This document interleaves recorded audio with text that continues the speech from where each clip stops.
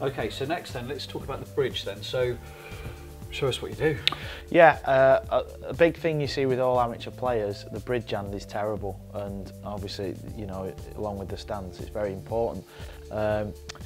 You see a lot of players like this, you know, obviously amateur players, and you know, the cues, it's not really going to go in a straight line. So what is it that's wrong here then? So talk us through what's wrong.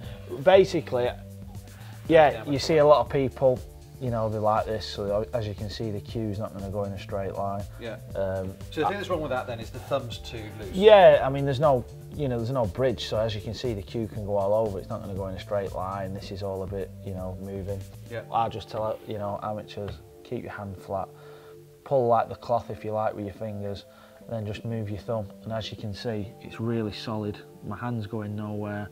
The cue's going to go in a straight line. Yeah.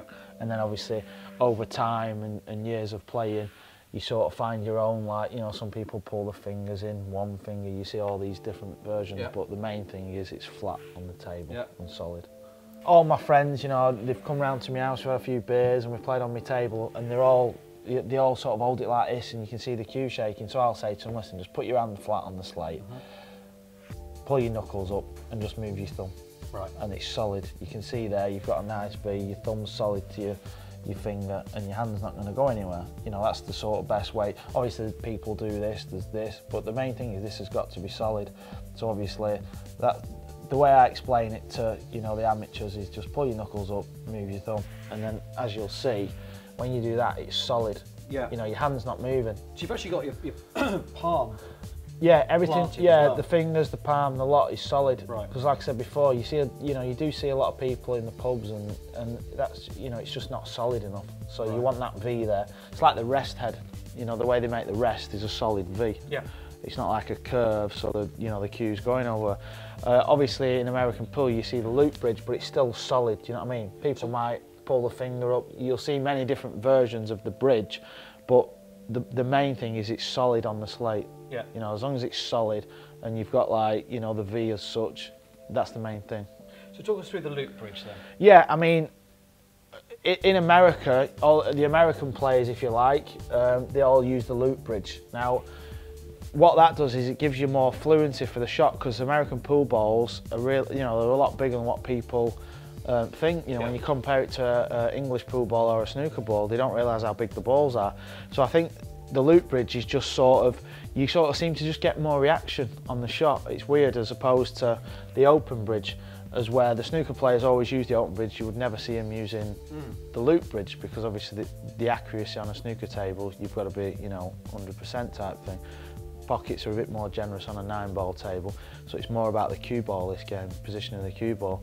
So, but even so, when they do the loop bridge, everything is still, you know, it's still, yeah, it's not like, for instance, they're not like this, you know, and the hand's moving, it's still flat to the table, and, you know, it's solid. That's the main thing, keeping it solid and get you, you know. But you don't tend to use a loop bridge, do you?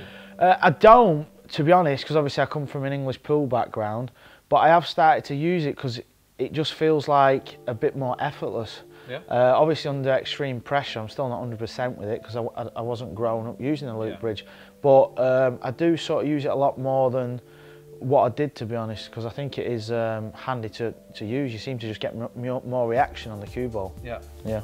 Do you vary the height of your bridge, depending upon where you're trying to strike the cue ball? Yeah. I mean, if for instance you're obviously going to draw the cue ball back, you're hitting low, so your bridge wants to be lower on the table, as opposed to, obviously, if you're playing with topspin, as you can see there, I'd be like that, for instance, for screw back. Yeah. And then if I was playing with top, I'm a bit more, you know, up there, because you don't want to, like, be like that screwing back. Yeah. You want a nice flat cue. And same with a topspin and obviously a stun shot. So you do vary the height of your bridge. Yeah. Let's just cover off how you're going to bridge over the cushion rail then. So if your cue ball's really quite close, maybe not right up against it, but quite close to it. Yeah, well, let's say if your cue ball was there, there's more emphasis on this being a lot more solid. You see people not slagging amateurs off, of course, but they'll do this. But the problem is they're cueing down on it then. Right. So when you're cueing down on the white, any tiny little bit of side is going to swerve the white ball, even, you know, just a little bit. Yeah. So I always think, well, if your cue is flat to the table, and then same again, as you can see, yeah. my cue's flat to the table, it's going nowhere, it's resting on the table. I've got a nice solid bridge, and just, it's important to push through. Yeah. On that shot, because obviously it's so close to the cushion. Yeah.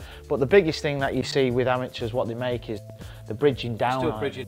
The bridging down. Right. Yeah, and they'll miss the shot, and that's because the white's swerved a little bit. Yeah. If it's sort of there, some people might still cue it like that. Yeah. Or that's in effect a bit like the you know, the loop bridge in a way. Yeah. So you do that. It's personal preference. Yeah. Some players you'll see they'll always, you know, keep a flat hand. Yeah. Some players will always pull it over. Yeah. I do both, depending on rule of thumb with it with me. Just how you feel comfortable. Well, it just seems to be a natural thing, Yeah. just however you play the shot. But the biggest thing is it's obviously flat or solid to the table. That's the main thing. Just keeping the cue flat, yeah, not ending up it's not, shooting it's downwards. not, oh, well, he's doing it this way, so that's the correct way, and he does it that way. It's as long as it's steady, do you know what I mean? That's the main rule. Yeah. Okay, that's really good. Yeah. Okay, great.